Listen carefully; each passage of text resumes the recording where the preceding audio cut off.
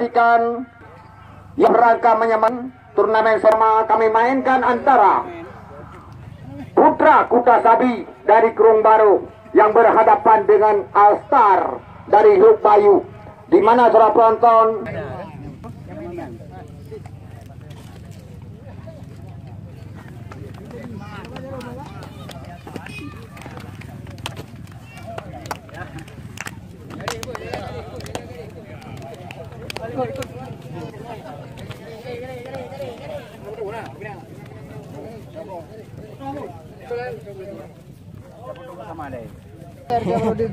ini mungkin di satu dua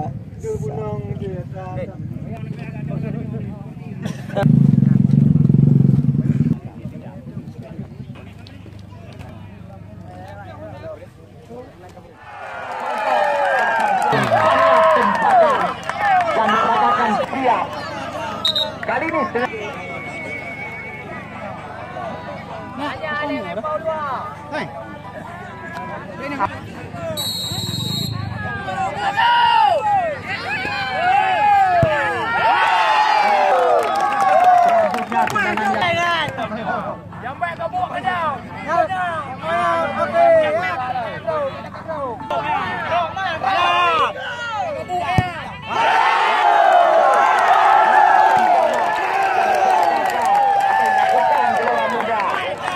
menghasilkan dari Lambayung FC mencari mainnya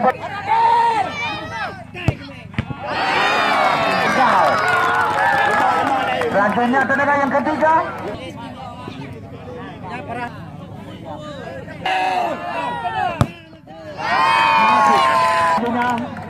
juga tenaga yang ketiga M. Salim.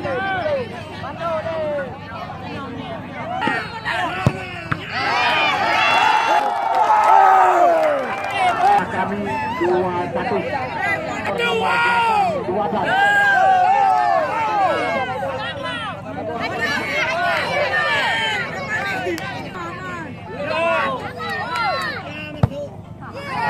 Masuk terus Lambayung FC. Ini sangat-sangat kalau banjir.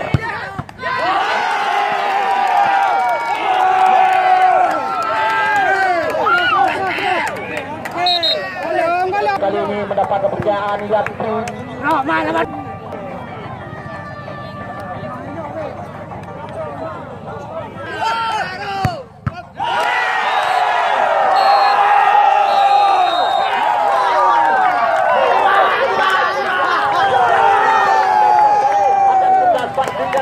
Antara Lambayung FC berhadapan dengan Putra Kuta Sabi dari Kerung Baru.